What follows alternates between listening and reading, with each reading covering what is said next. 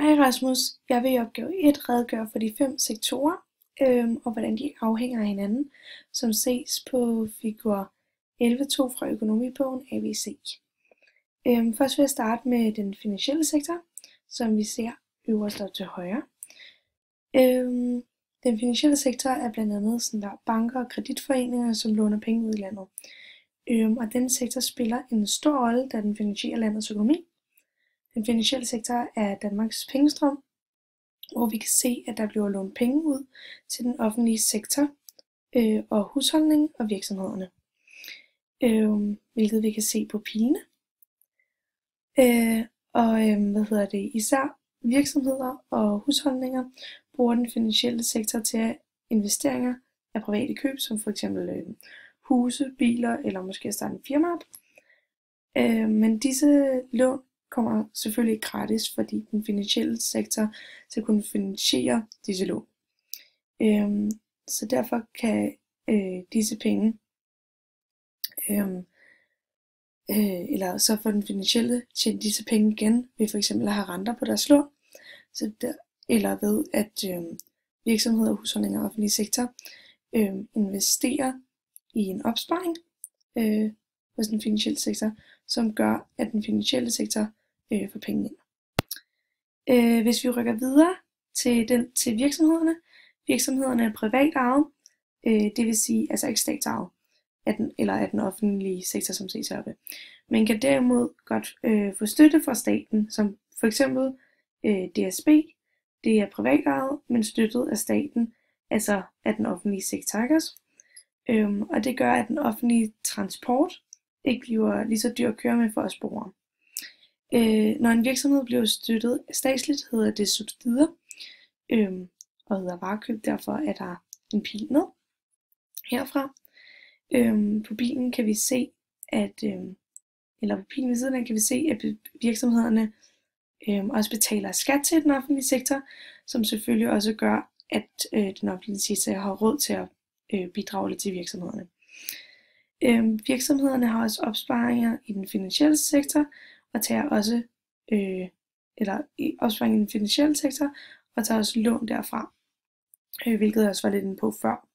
Derudover er virksomhederne også afhængige af husholdningen, faktisk rigtig afhængige af husholdningen, fordi husholdningen producerer arbejdskraft til virksomhederne, og virksomhederne betaler husholdningen, så de kan gøre privatforbrug igen i virksomhederne, hvilket pilene her illustrerer.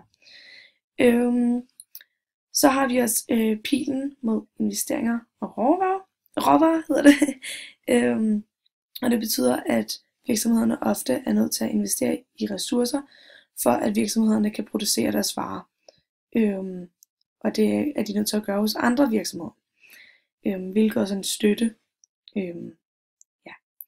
Og de sidste 2 pile, de fører til udlandet. Der har vi eksportering og importering af for eksempel råvarer, maskiner, tøj og alt muligt andet fra og til udlandet, hvilket fører os videre til vores tredje sektor, som er udlandet.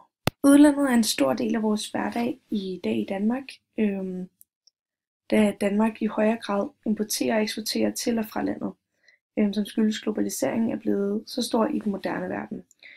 Fra udlandet går der 3 pile. De 2 pile til og fra virksomhederne, som jeg kort var inde på før, viser importering og eksportering af varer fra udlandet og til udlandet. Så har vi også den anden pil, som ligger herover. Det er, det skyldes, at private husholdninger i dag er så aktiv på nettet og handler forbrugsvarer hjem fra udlandet, og man frygter, at det måske vil gå ud over købene for de danske virksomheder herhjemme. Men samtidig er det godt for Danmark, hvis udlandet køber, importerer en masse ting fra Danmark af vores varer, for så bliver den økonomiske kredsløb bedre, og det øger vores BNP i landet. Den fjerde sektor er husholdningen. Husholdningen er borgerne med fælles økonomi og samme bolig. Det er dem, der efterspørger ting i udlandet. Det er dem, der giver arbejdskraft til virksomhederne, så de får løn, og de bruger eller har privatforbrug både i virksomheder og i udlandet, som jeg også var inde på før. Derudover låner de penge af banken og laver opsparing i banken, altså den finansielle sektor. Og så har vi også de sidste to pile op til den offentlige sektor.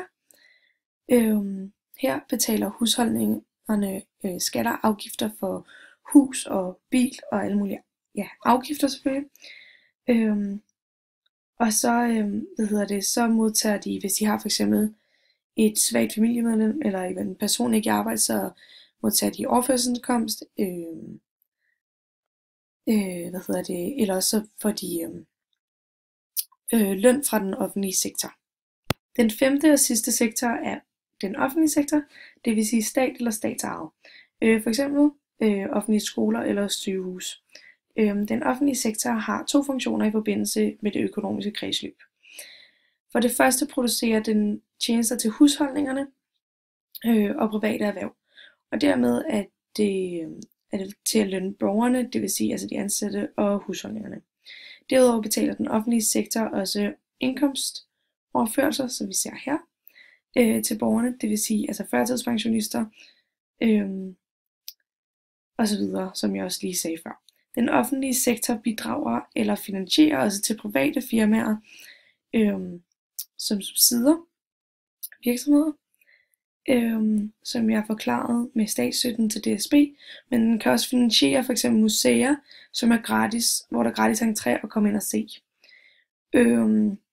Men den offentlige sektor skal jo have sine penge hjem et sted fra, og det gør den ved sine høje skatter og afgifter i Danmark, som den trækker hjem fra både virksomheder og husholdninger. Som vi ser på pilene her ved skatter og afgifter.